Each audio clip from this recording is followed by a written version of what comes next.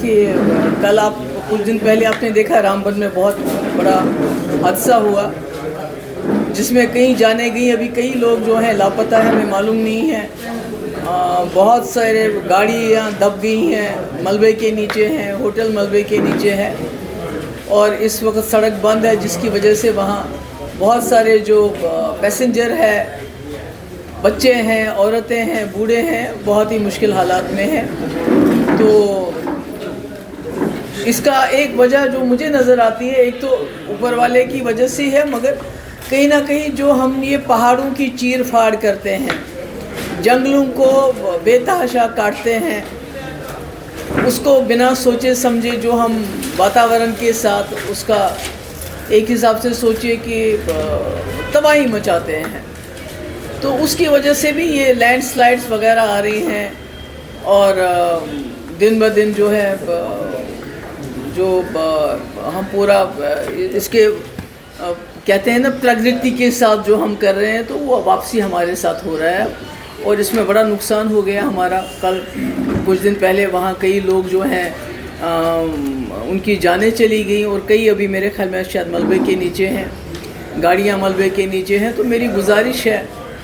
سرکار سے، ایک تو جو وہاں پھنسے ہوئے ہیں لوگ سڑک پہ، اس کا ایک تو ملبہ بڑی جلدی ہٹایا جانا چاہیے، تاکہ ہو سکتا ہے اگر اللہ تعالیٰ چاہے، اوپر والا چاہے، کوئی جان بچ بھی سکے۔ اور دوسرا جو وہاں بچے ہیں، عورتیں ہیں، بزرگ ہیں یا جوان بھی ہیں، تو ان کے تب تک بچاؤ کا، کھانے پینے کا جو ہے ارینجمنٹ کیا جائے۔ اور میں نے ہمارے پارٹی کے جو جنرل سیکرٹری ہیں، جو اسی ایریا کے ہیں، امتیاز شان، اس کو بھی میں نے بتایا کہ اپنی ٹیم لے کے جائے، کیونکہ ابھی تو وہاں روڈ بند تھا اس گاؤں کی طرف۔ میں نے کہا وہاں جا کے جو بھی ہو سکتا ہے مدد وہ کرنی چاہیے۔ تو دوسرا، جیسے ابھی کچھ دن پہلے یہاں جموں میں بھی طوفان آیا تھا، ژالہ باری ہوئی، یہاں بھی میرے خیال میں جو ہمارے جو باسمتی ہے، جو ہمارے آم کے پیڑ وغیرہ ہے، اس پہ بڑا نقصان ہوا، بہت نقصان ہوا۔ اور کشمیر میں بھی حال ہی میں بہت ہی زیادہ ژالہ باری ہوئی، اور خاص کر جو کشمیر کا سیب ہے اور جو بادام کی اس وقت وہ پھول لگے ہوئے تھے، اس کو بڑا نقصان پہنچا ہے۔ اور جیسے آپ سبھی لوگ جانتے ہیں کہ جموں کشمیر کی ریڑھ کی ہڈی ہے ہارٹی کلچر، تو اس کو بڑا نقصان پہنچا ہے۔ جب میں نے دیکھا وہ جس طرح وہ پھول سارے زمین پہ پڑے ہوئے تھے، چھوٹے چھوٹے، جس میں سیب کے وہ پھول تھے، بادام کے وہ پھول تھے، تو کہیں نہ کہیں دل دہل جاتا ہے اس کو دیکھ کے۔ تو اس میں سمجھتی ہوں کہ سرکار کو ہر جگہ ٹیمز بھیج کے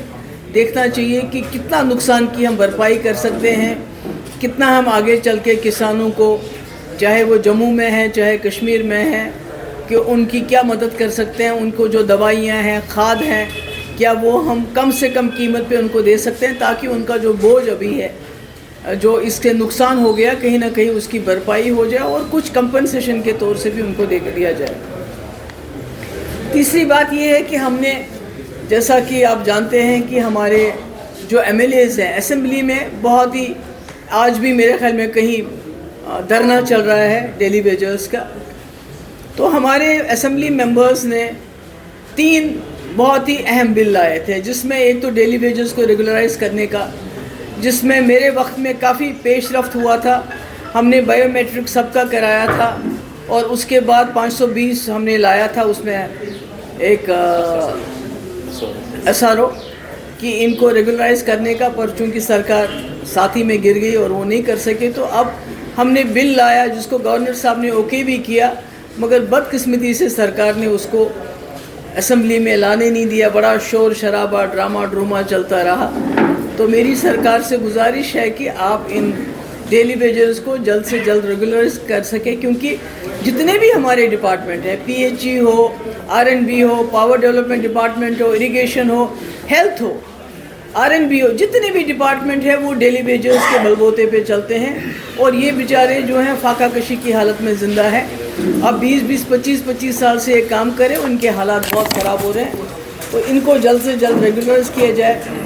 دوسرا ہم نے بل لایا تھا کہ آپ کو پتہ ہے پورے ملک میں اس وقت بلڈوزر کا بڑا فیشن چلا ہوا ہے،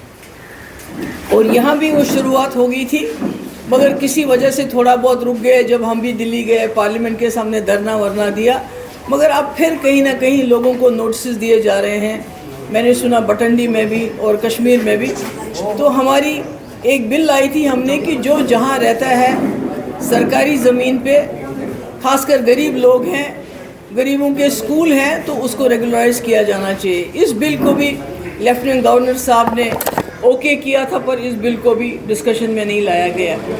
اس کے علاوہ ہم نے بہت اہم ریزولوشن لائے تھے. ایک تو یہ ہم نے لایا تھا کہ انلیگل